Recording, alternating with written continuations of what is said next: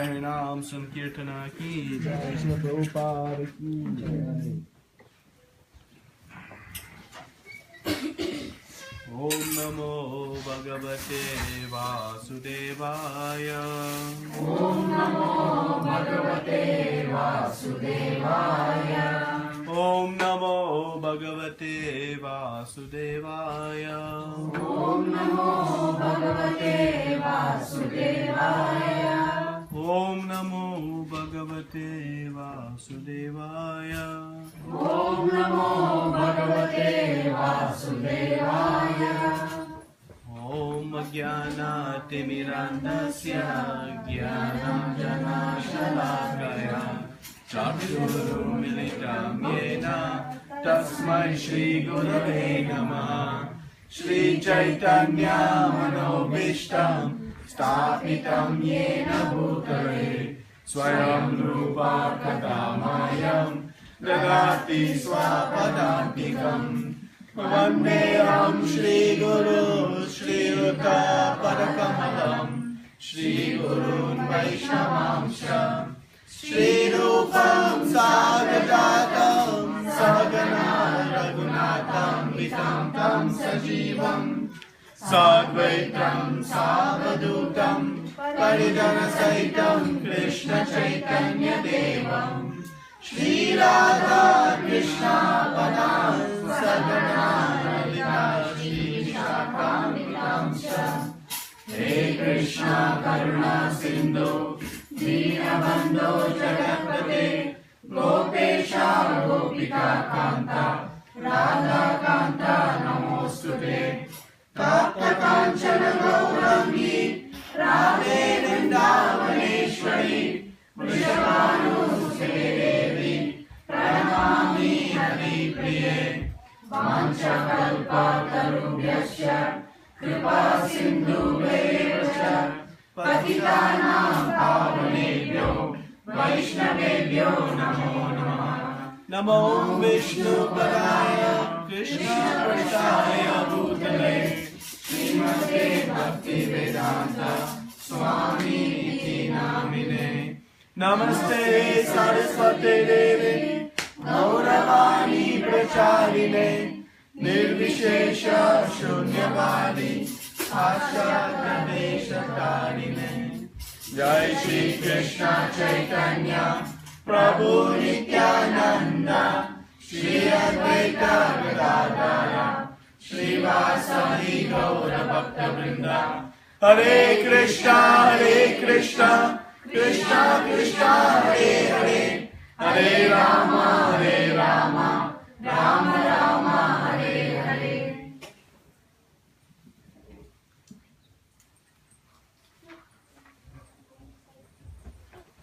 Hare Krishna. So, welcome to a very auspicious day today in this most glorious month of Kartik. As we said, every day is auspicious during the month of Kartik. And today is a very, very auspicious day because it is the appearance day of Radha Kunda. Anyone here has been to Radha Kunda? Okay. Well, hopefully by the end of today, we'll all develop a strong desire in our heart to someday have the great fortune to visit Radha Kunda. And through our discussion today, we'll see the great importance of this most wonderful of wonderful places. And we'll read from Srimad Bhagavatam and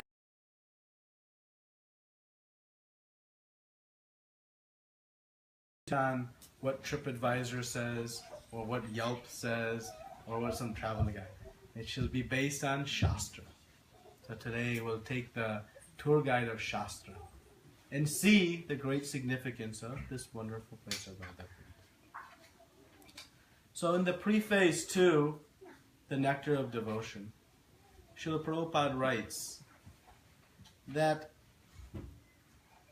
in every living entity there is a propensity to love. Actually, when we say we are all searching for happiness and peace of mind, what we are specifically looking for is the perfection of love. That is what ultimately gives us happiness, is when we find that true love. If we think back to our most memorable, most wonderful moments in our life that are full of emotion, we'll see there is love embedded within it. And this is a propensity of all living entities. And we have spent our lives, and many lives, not just this one, trying to find where to repose this love, where to direct our love. And we have been directing our love in so many different places, in so many different ways. To our family, to our friends, to our country, to our favorite activities, to some movie star or politician or this or that. So many different ways. But we are left with an incomplete feeling. The Muni is saying, please give me this prema bhakti. I want nothing else. Not even liberation. Why is asking so much for Krishna prema, love of God? Because it is the ultimate that a living entity can achieve. When one experiences pure love of God, one finds the complete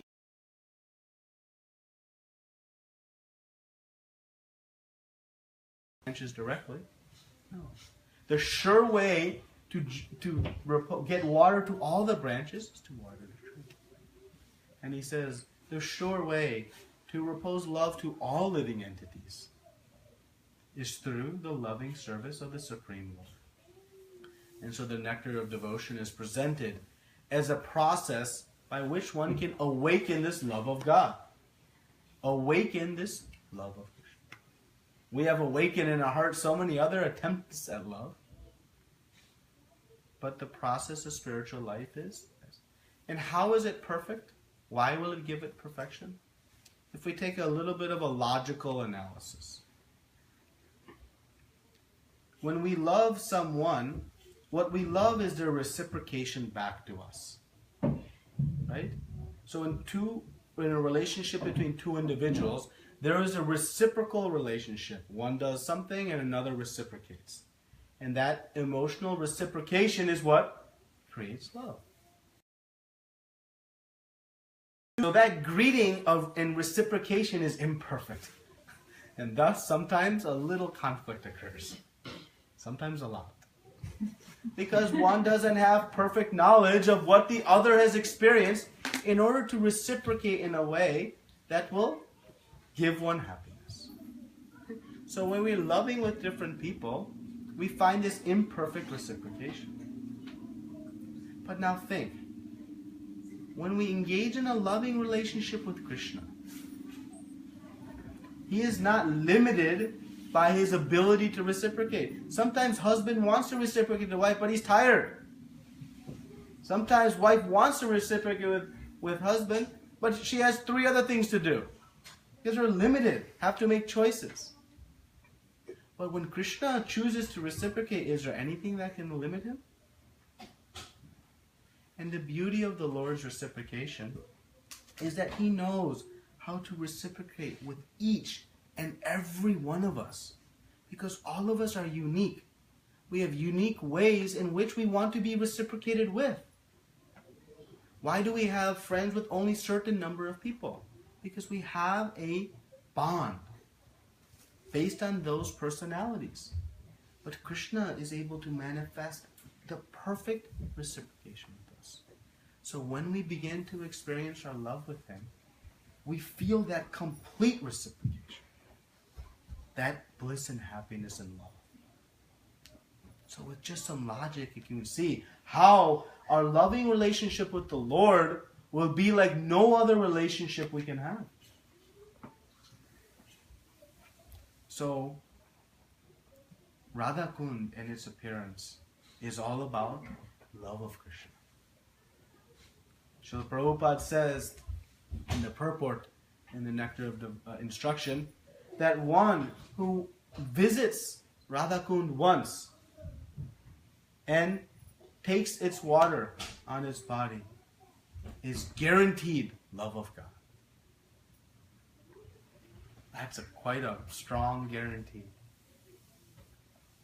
In Nectar of Instruction and in the scriptures, it is explained there are 9 steps to achieve Krishna Prema. These 9 steps are quite long and arduous. First, we have to have some faith, Shraddha. Then with faith, we begin to associate. And through association, sadhu sangha, we begin to practice. And we begin to practice by chanting, reading, taking prasadam, and more association. It's called bhajana kriya. That's the 3rd step. Through this process of bhajana kriya, we begin to remove our anarthas, the impurities, the unwanted things within our heart. That stage can take quite a long time to cross. Once we become free from all of our anarthas, then we can become fixed in our devotional service. And when we become fixed, nishta, in our devotional service, then we'll obtain the taste. No longer a jaundiced, conditioned taste, but a pure taste of the holy names. And when the taste comes, then we become fully engrossed, addicted, attached, a Shakti. From there, Bhava comes and then Prema. 9 long steps. But one who has the fortune of taking darshan of Radha Kunda has this great benediction bestowed upon them to awaken this Krishna Prema.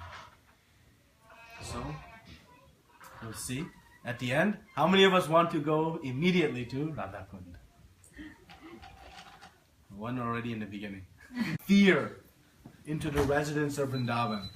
The earth was trembling like an earthquake. He explains here in the verses, Shukadev Goswami says, that the pregnant cows and women were suffering miscarriages. Such strong fear. With his horns, he was devastating the lands, the embankments of the rivers. Complete devastation. Everyone was fleeing in complete terror. And who did they go to? Who did the residents of Vrindavan always turn to when they were in trouble? Their beloved cowherd boy. Their faith was Krishna was their only protector. Though many of them were elder, they looked to Krishna. That is where we want to come to. We need protection from so many things, and mainly our own anarthas and our mind. And the residents of Vrindavan show us where to take shelter in. So of course, when the residents of Vrindavan called out to Krishna, "Save us, help us," Krishna was immediately there. Always there in the time of need. Whenever his devotees call, Krishna is willing. There is no delay, no busy signal, no voice message left, unreturned call. Always. And so Krishna saw the bull demon. He puts his hand on the shoulder of his cowherd friend and simply says, "You fool! How have you come into these lands and dare to strike terror amongst the residents of Vrindavan? How dare you?" Now, when one with great ego and pride is challenged, what happens? They go away? They become enraged. And so this bull demon began to kick his legs. Krishna's patting his arms. Let's go. He's just playing. He's just going to play with this Aristasura. This demon tail goes flying in the air, horns down, and begins to rage at Krishna. Krishna's just standing, shoulder on his friend, watching this bull staring it down in his face. And He grabs Aristasura as it approaches near and just throws it. Just as an elephant twirls and throws a lotus flower. Just throws it. Now Aristasura, being defeated once, was ready to surrender. Sarva dharmam prityaja. Lord Krishna, now surrender to you. I have been defeated. We get defeated over and over again in our attempts to enjoy separate from Krishna. Constantly being defeated, constantly being trampled and thrown on. But when are we going to surrender to Krishna? Well, Aristasura decided for take two. Let me charge a little more aggressively. And Krishna quickly grabbed him by the horns, threw him on the ground, kicked him like a wet cloth, was beating him with his own horns, and destroyed Aristasura. Just like that. No effort. So easy. The killing of Aristasura represents one of the anarthas that sit within our heart. Every demon Krishna killed actually represents a demon of a pollutant that resides within our heart. Every single one of them. When we study these pastimes, we are not studying them just for entertainment value. We are studying them as a plea and as a prayer to rid the demon within our heart. And the specific demon within our heart of Aristasura is this attachment and pride resulting from false religions, and thus one who neglects devotional service. What are false religions? All these concoctions we come up with our own mental speculation about what is right, what is wrong, what is the perfection of life. And we go through and we hear all these philosophies and great philosophers who try with great logic to theorize on how to make perfection. Ironically, one of these great logical philosophers who proposed how to take advantage of the material world for success through logic, what his name was? Aristotle. Aristotle and Aristasura. Coincidence? Or not? I don't know. But, indeed, same philosophy. And this, what does this demon do in our heart? This idea, when we hear that Krishna lifted Govardhan Hill, our mental speculation says, oh, must be just some mythology, some storybook to make the children happy. When a demon comes whose hooves are hovering in the clouds, how can there be such a demon like that?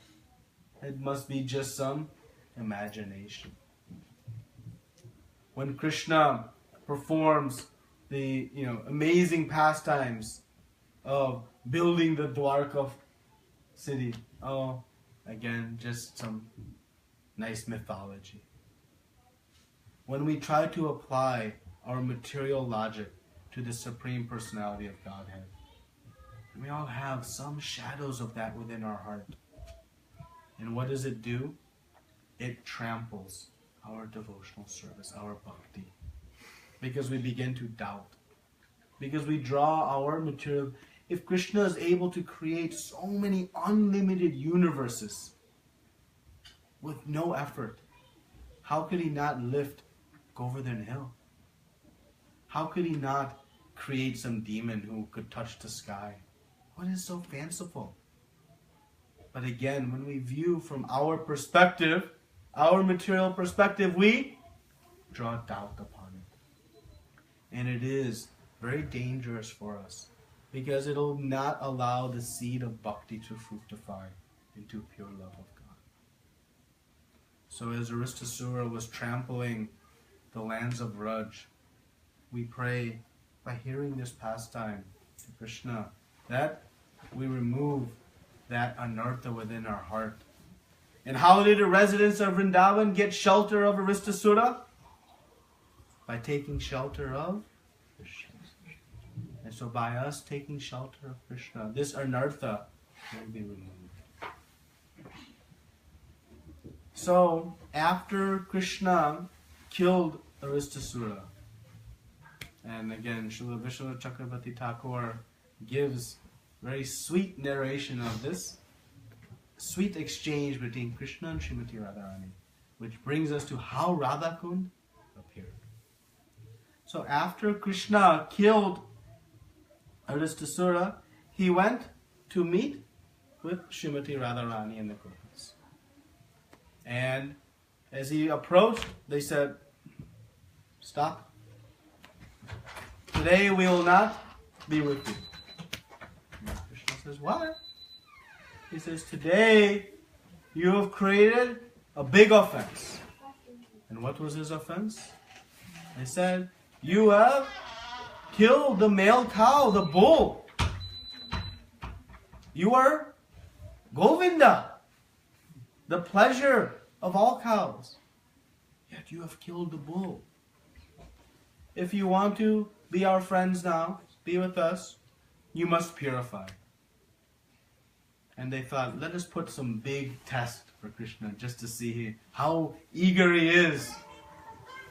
So they put the test, the criteria, that you must take bath in all of the holy places in order to purify from the great sin of killing a bull. And so Krishna said, "Really? That is all? That's it?"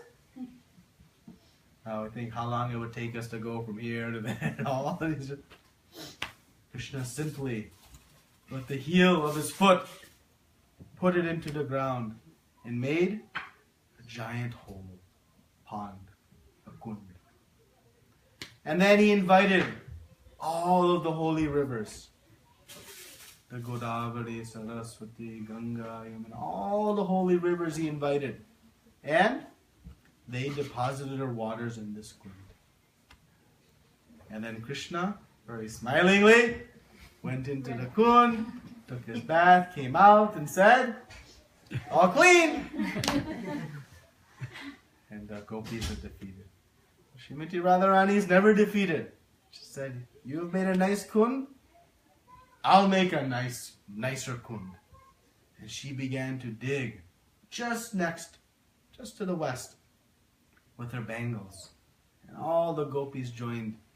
And in a very short amount of time, 1 hour, big hole was there. Krishna was impressed. But now, Srimati Radharani says, Krishna said to Srimati Radharani, "I have purified, but you have taken the side of a demon. And now you have become contaminated. And now you must purify. And I will allow you to take bath in my kund." Then Radharani said, "How I can take bath in that kund? All of your sins are now polluted in that pool. There's contamination. So much sin is now swimming in. I will not touch your kund." "Oh, what will you do now? How will you fill your kund?"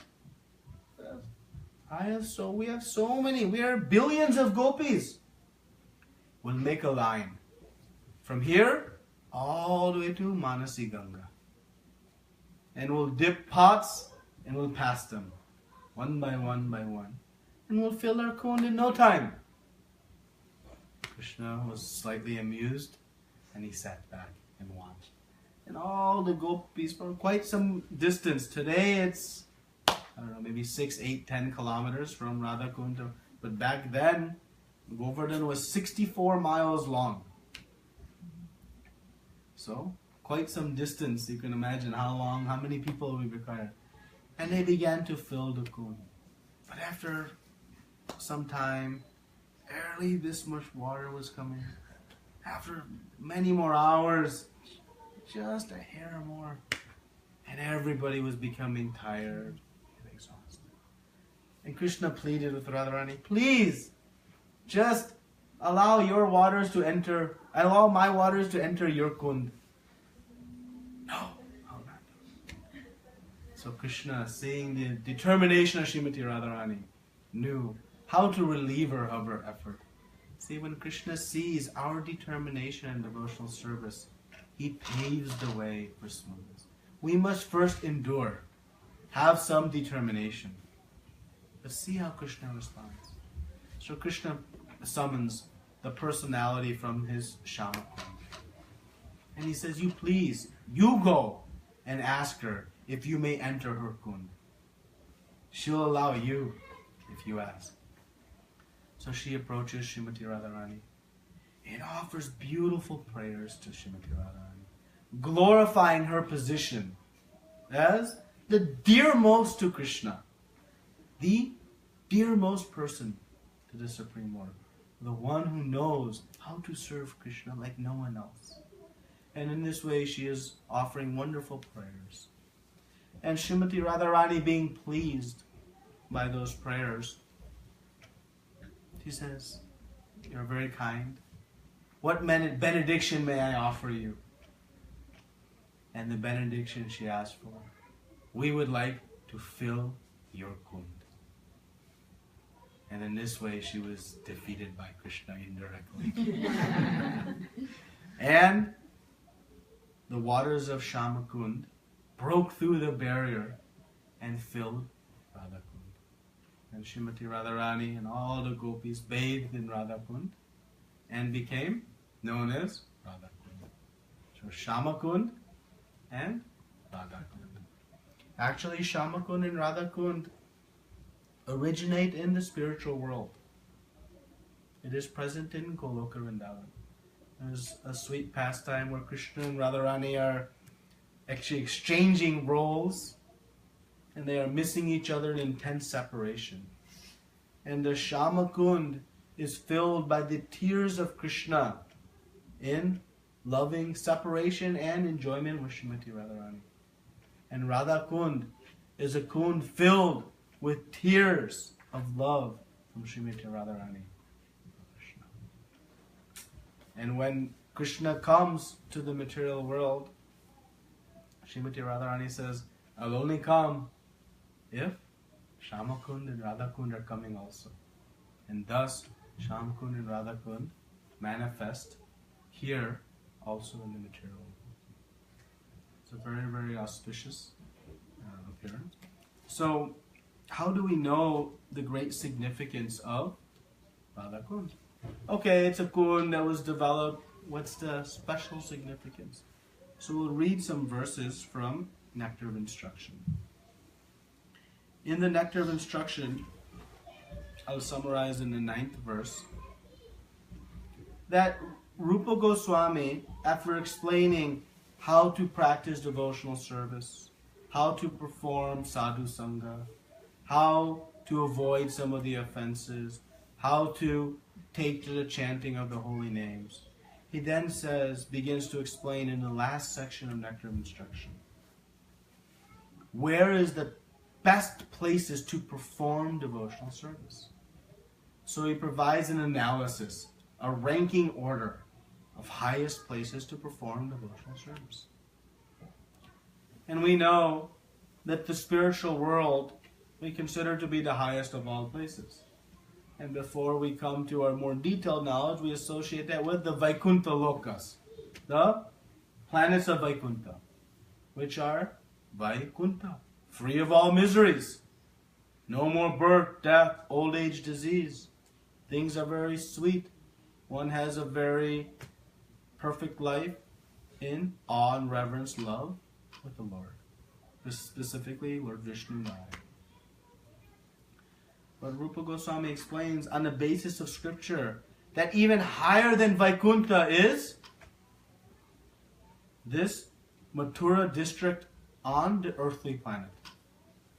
Even higher than the Vaikuntha planets. Why?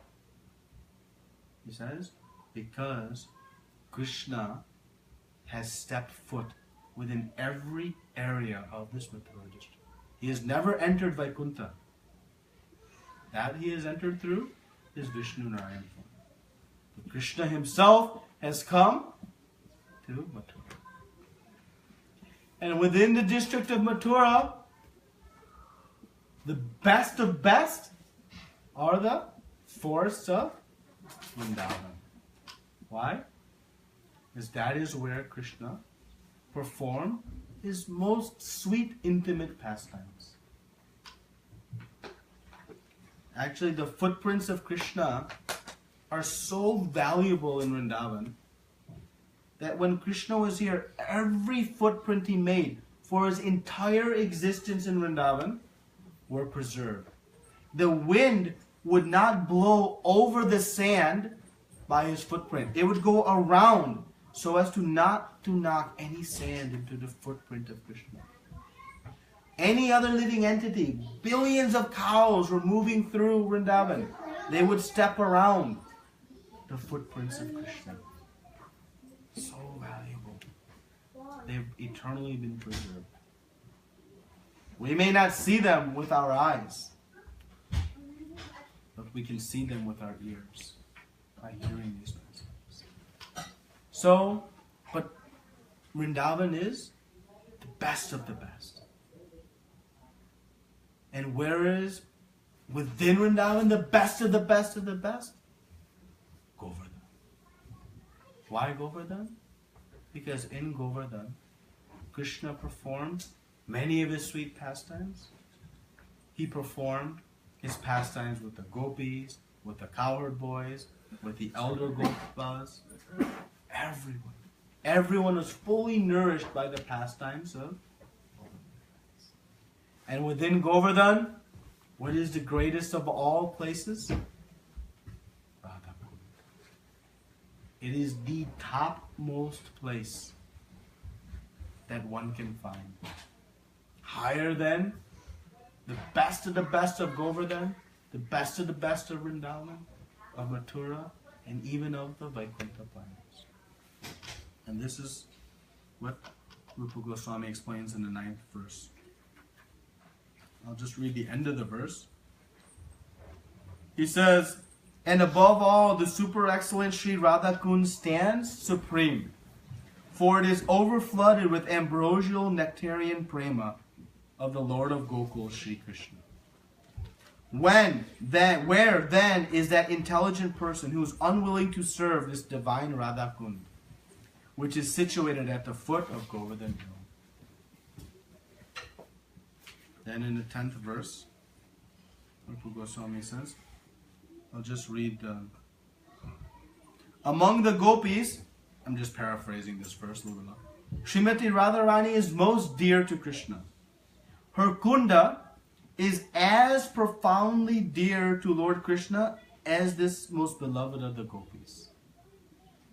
How dear is Radha Kund to Krishna? As dear as Srimati Radharani herself. Krishna has no other happiness in life than being with Srimati Radharani. And this Radha Kund is as dear to Krishna as Srimati Radharani herself. I continue. Who then will not reside at Radha Kund and in a spiritual body surcharged with ecstatic devotional feelings render loving service to the divine couple Shri Radha Govinda, who perform their Ashtakaliya Lila, their eternal eightfold daily pastimes. Indeed, those who execute devotional service on the banks of Radha Kund are the most fortunate people in the universe. How fortunate? Let's see. Of the many objects of favored delight and of all the lovable damsels of Vraja Bhumi, Srimati Radharani is certainly the most treasured object of Krishna's love. In every respect, her divine Kund is described by great sages as similarly dear to him. Undoubtedly, Radha Kund is very rarely achieved, even by the great devotees. Therefore, it is even more difficult for ordinary devotees to attain. If one simply bathes once within these holy waters, one's pure love of Krishna is fully aroused. Now we may dwell on how we'll ever achieve the pure love of Krishna. If one simply bathes once within these holy waters, one's pure love of Krishna is fully aroused. This attaining Radha Kund is very, very difficult. Even great sages, Narada Muni himself cannot attend. Even some of the cowherd boys are not able to achieve Radha Kund. I was just looking for one more verse here.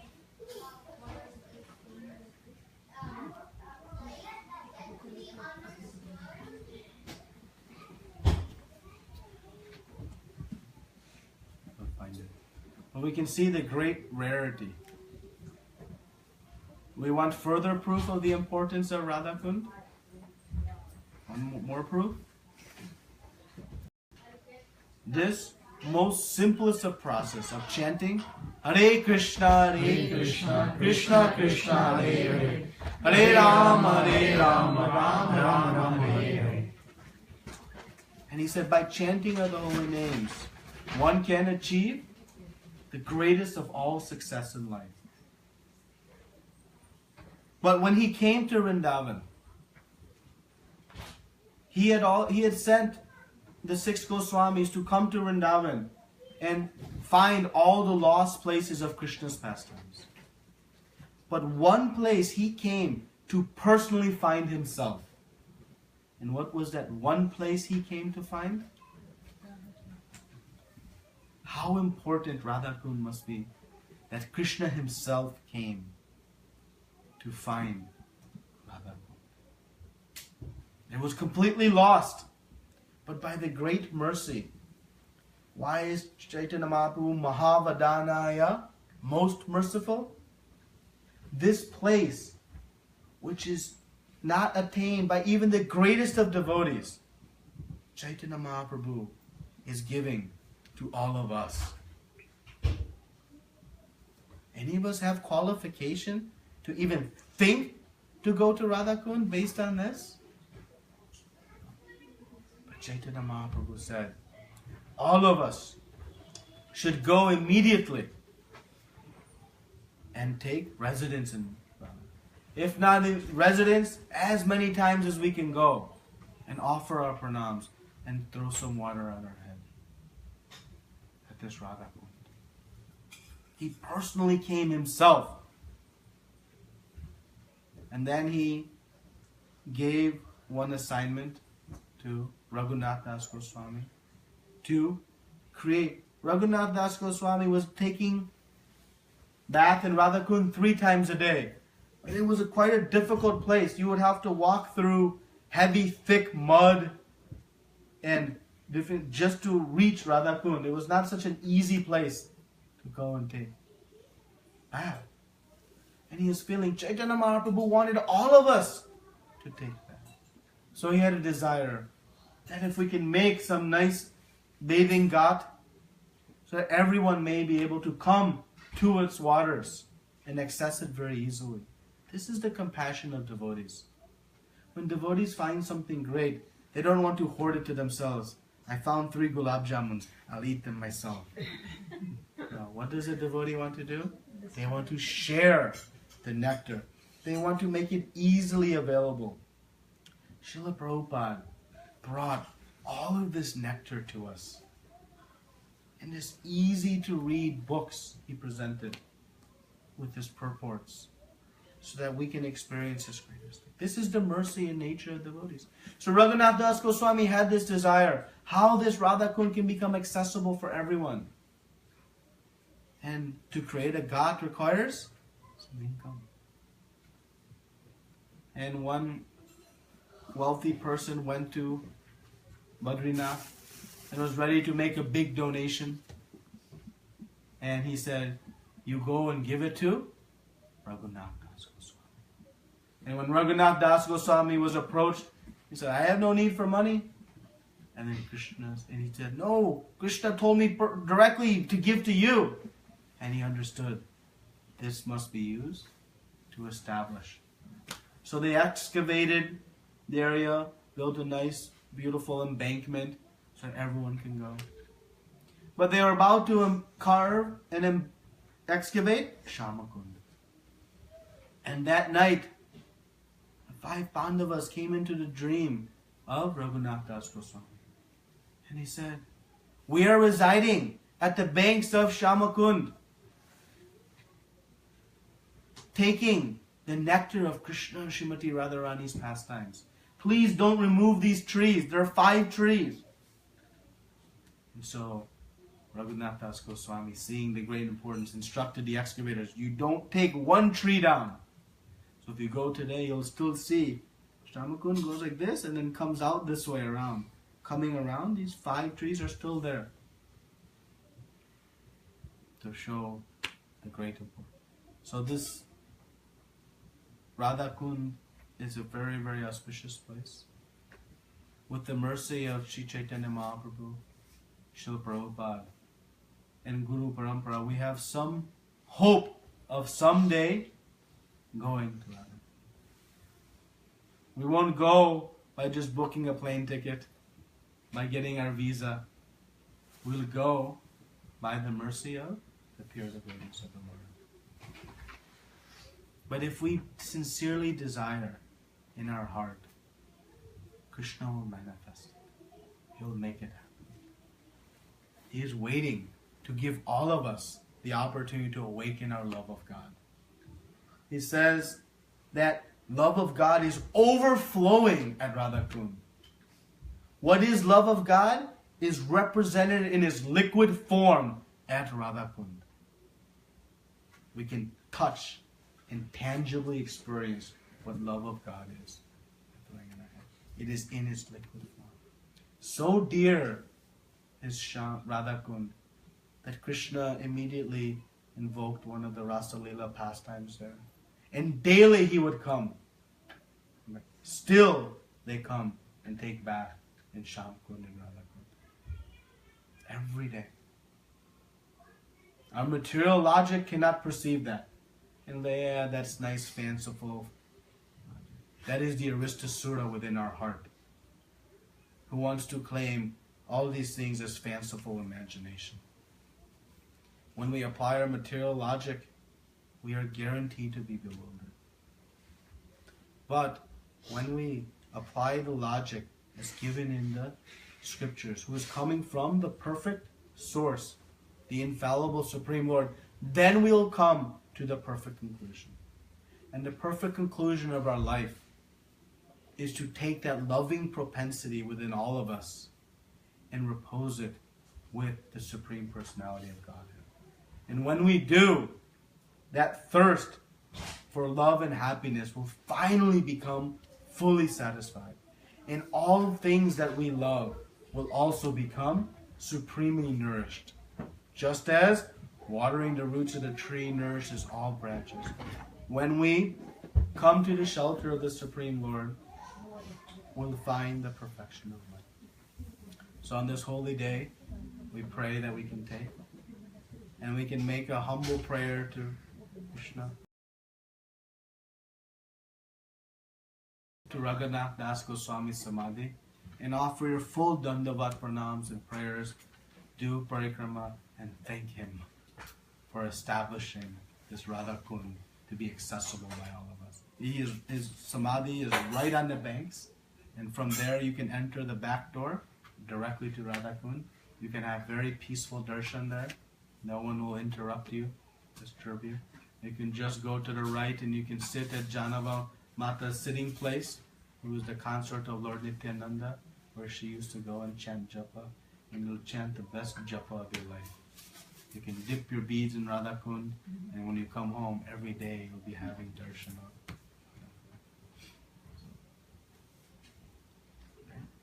Any comments or questions? Yeah, one question. You said that there are the 9 steps for the Krishna Prema. So does it mean and you said that if one touches like the Radha Kund is what? If we had full faith in 2 statements, 1, pure love of God is the only objective in life, and 2, it is waiting for us in Radha Kund, we'll all run into each other at the airport tomorrow morning. We won't worry about the price of airline tickets. We won't worry about kids' school. We won't worry about this activity and that activity and job, right? If we truly have it. But our faith is developing, don't worry. So you'll go someday, and but the scriptures give a very fair. And yes, you'll quickly move through all 9 steps. There is no timeline. It is not like school. To get to 9th grade, you must spend 1 year in each grade. One can instantly move through all 9 steps. It is based on the sincerity of our desire and our humility. So one can. Again, don't let the aristasura of this fanciful, don't let our material conceptions cloud the reality that exists. Any other questions? Yes, ma'am. Like we have seen that we are doing bhakti and it's a long process, right? So these asuras, they have got liberation doing all these bad things. Like doing the bad thing, they got killed by Krishna and then attained liberation instantly. So all the bad people are killed by Krishna, so they have liberation instantly. Okay. So how many asuras are here in the city of Troy? How many aristasuras are in Troy? 1, 2?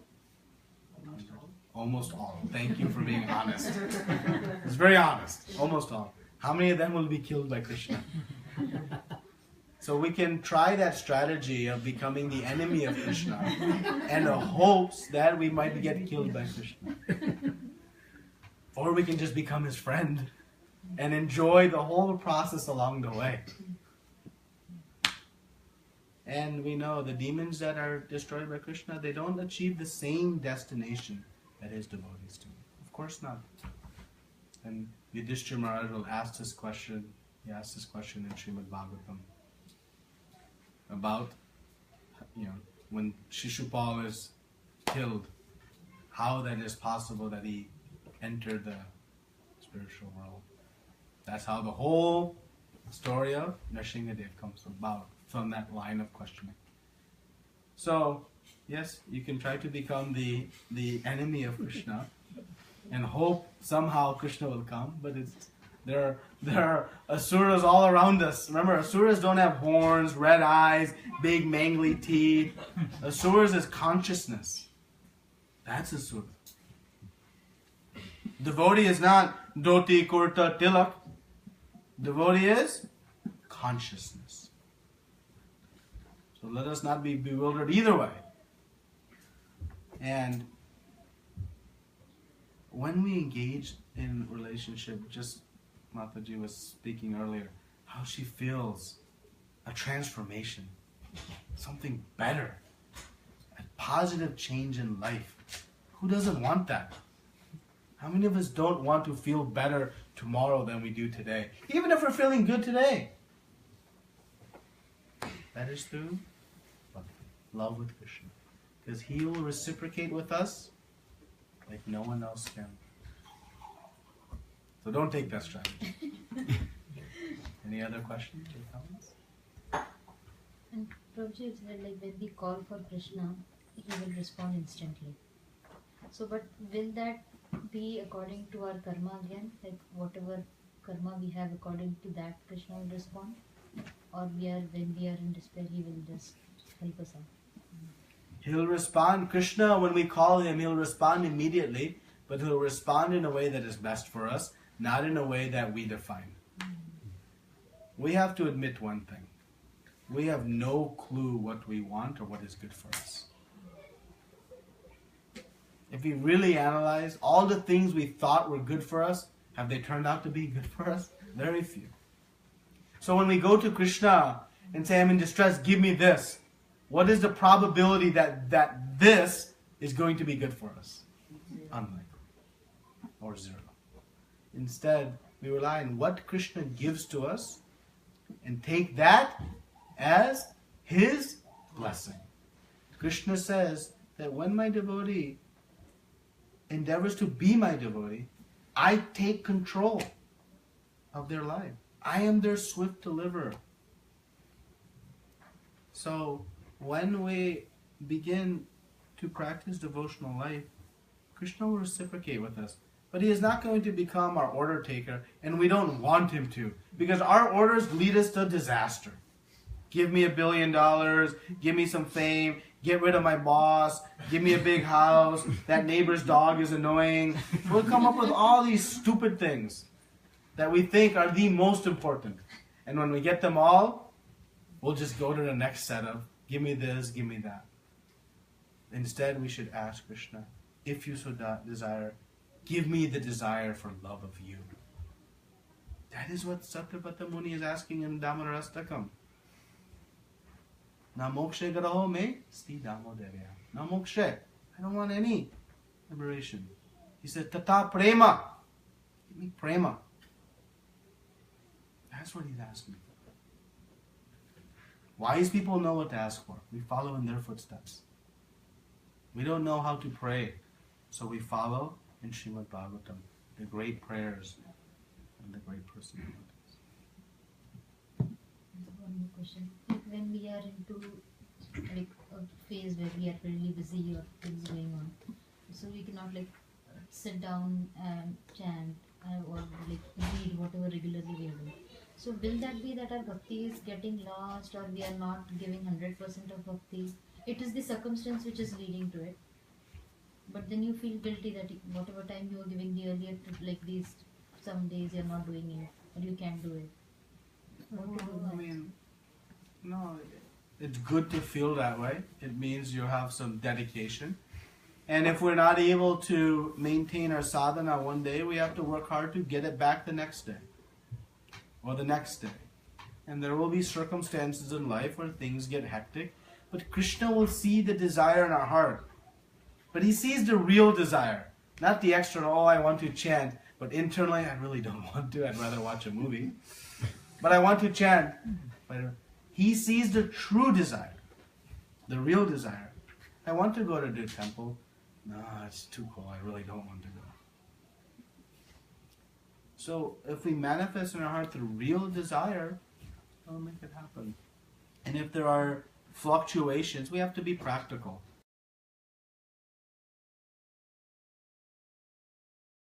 Don't let just chanting chant. Protect that like you protect your newborn children. You don't let anything touch. Anything. Anything. Don't let anything touch your chant. There will be extreme circumstances where that is also at risk. But don't become, oh, I'll do it tomorrow. It's very dangerous. Maya will take that opening and, hello, I'm here. She's waiting for that opening. Don't give it to her. Any other questions? Is it the chanting with some number of chanting, or if you have the desire to chant, even if you chant once because of so much of the hectic thing, is it still okay, or like? Yeah. So chanting should be done and can be done anywhere, anytime, any place, and there is no limit. When we say we should endeavor to come to 16 rounds of chanting, that is the minimum dosage, not the maximum. That is the minimum dosage. And why is there a dosage? Well, when he takes the medicines, the doctor doesn't say, just take the medicine. He gives the medicine with a dosage. Take it 3 times a day. Take it once a day. Take it for 7 days. There is a dosage. Why is a dosage? The dosage is based on to overcome the affliction in the body. So what is the dosage? To overcome all the asuras and all the influences around us and the aristasuras within our heart. But there is no minimum. So you can chant all day. We should all chant. We don't only have to chant on japa beads, but we want to chant on our japa beads as a means of regulating our sadhana. But beyond that, we can chant, and we should chant as much as we can. There's no inappropriate time. Even just 1 mantra is okay. It's not like, oh, I don't have time to chant a whole japa. So I can't. No, anything. But then our japa bead chanting is our regulated chanting. That's our practice too. Because we're still in the Vaidhi sadhana, this regulated practice of devotional service. Okay? question. Yes. I'm just reading in another commentaries of Prabhupada. They were saying that if you're a true devotee of Krishna, then he doesn't want he wants you to be liberated from the materialistic things. So he will take all that away. Can take all that away. So what happens to the other family members who may not be members, devotees kind of thing, and if that happens, so that would lead to pain for them. So Yeah, that's a nice question. Krishna says, to those who I really love and bless, I take everything away. Huh? That's not what I'm praying for. I'm putting money in the hundi to get something back. I'm not praying for that. Remember, Krishna is the father of all living entities. He'll never do to his devotees to give harm to others. So we should not worry that by taking the shelter of Krishna, there may be some collateral damage, right? Like in any material activity, there are side effects, right? I have my cell phone. The cell phone is positive because I can play, but there's some side effects. There's some radiation, there's a bill I have to pay. There's positives, but a side effect. In bhakti, there are no side effects. So there will be no side effect of my family suffering through my bhakti or some resultant consequence. That we should have firm, because Krishna is so loving. He doesn't want to see us encounter difficulties that will, but sometimes the difficulties in our devotional life, they're given to us by the Lord to propel us even further into His love. And if we study the pastimes of some great devotees, we might wonder, is that really what I want to do? But you see, it strengthens our love. Prabhupada endured, robbed in New York, but that deepened his surrender and love to Krishna. But so Krishna knows when we can take it and when we cannot. So we should not be worried too. Oh, if Krishna takes everything, I'm not ready. He knows. That's why He's the perfect person for us to love. Because He reciprocates He's not guessing between us and any other person. No matter how well we know Him, we're still guessing because we don't have perfect knowledge. Krishna has perfect knowledge. So He'll reciprocate perfectly with us. And we should not worry that in my bhakti, somehow Krishna will do something that will hurt others. That won't happen. He's all loving. It's okay? Yes? When we are chanting Hare Krishna, we are praying for Hare Rama as well. So, just trying to understand what is the relation between Hare Krishna and then in the second we are saying Hare Rama. Hare Rama, Hare Krishna. Yep. So the meaning of the mantra Hare Krishna, Hare Rama. So this mantra is discussed in the Kalishantara Upanishad.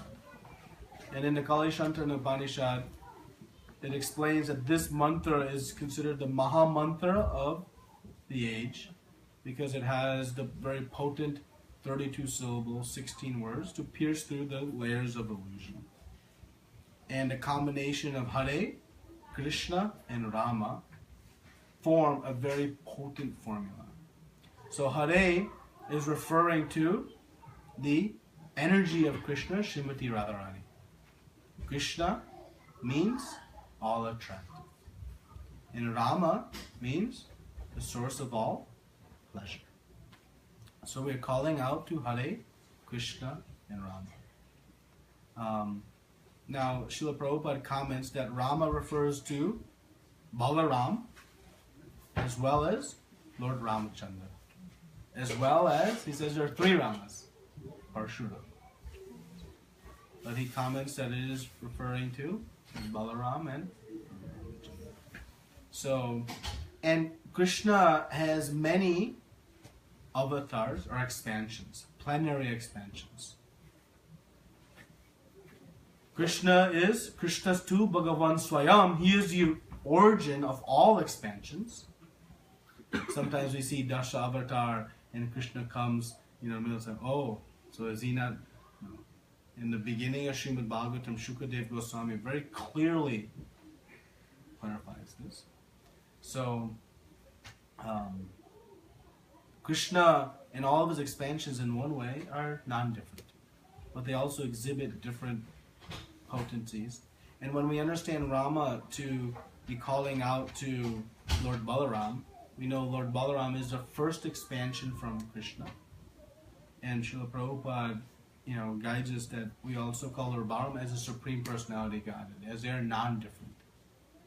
So they're not necessarily two different personalities when we're calling them. It's okay?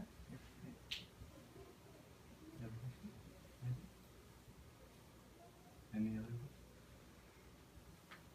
Guruji, after the pastimes of Krishna and Radha and Radha, the age of Kali started, right?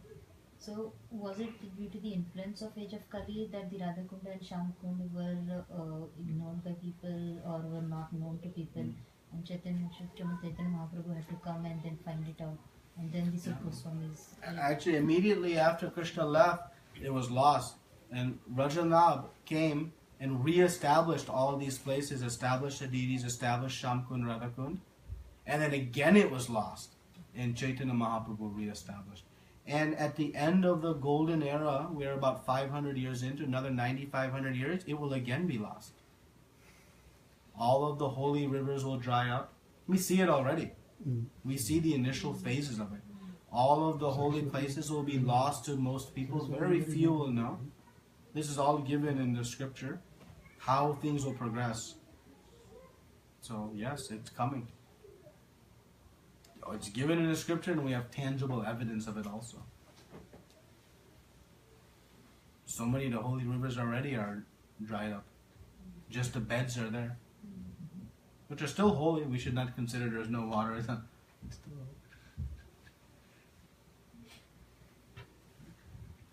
Prabhu, you were saying that our soul is covered by the 6 impurities, anger, ego. In some situations, we have to show our anger, right? We can't control at all times. Is that good? Or if it is not correctness, how to control it? Rupa Goswami explains, Vacha Vegam, Manasakroda Vegam, Jiva Vegam, Udara Pashta Vegam. There are these 6 urges. One of them is Krodha, anger. And Bhakti Siddhanta Saraswati Thakur and other acharyas comment that there are positive uses of anger and negative uses of anger. So using anger in the protection of Krishna's devotees and others is okay. Using anger in the protection of our own ego, our fame, is not okay. So yes, there are times Chaitanya Mahaprabhu became extremely angry. When? When Lord Nityananda was hit. Chaitanya Mahaprabhu took so much criticism and ridicule and this, never became agitated. But as soon as you messed with one of his devotees, forget it. So anger has its place, but it must be well placed. Anger is a rasa. It's an emotion that exists also in the spiritual world. But it exists there in its pure form. There's a particular rasa called man. And Srimati Radharani plays this mood of seemingly angry. Why? She plays this mood of seemingly angry with Krishna because it gives Krishna higher desperation to be with her. And there's a beautiful place in Vrindavan called Manasarovar, where Srimati Radharani, being seemingly angry at Krishna, was profusely crying in separation. She filled this beauty, and the trees there are so beautiful. They are all bowing down, but there Krishna comes.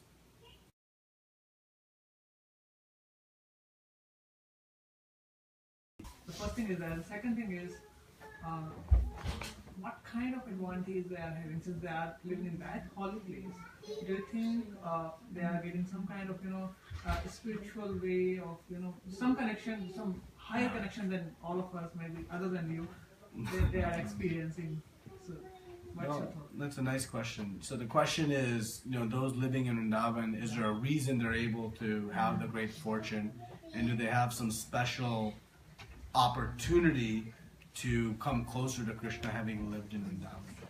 So, like anything, nothing is a guarantee. But one who takes birth in Vrindavan is clearly fortunate. And Krishna says in the 8th chapter of Bhagavad Gita, if one does not complete their devotional process, they have the great fortune of being born in a very Brahminical family or an aristocratic family, maybe in one of the holy dhams, in which the opportunity to take to bhakti is much more likely. But still, one must take hold of that opportunity and utilize it. So just being born in Vrindavan, it is of great fortune, but it doesn't guarantee continued success. So one must still continue. And Krishna says that there is no opportunity that is not available to any of us, regardless of where we live, regardless of where we are starting, regardless of our history. Because bhakti is so powerful that whatever misgivings we have, and that's Prabhupada proved it. He started this movement in the absolute opposite of Vrindavan. He came from Vrindavan.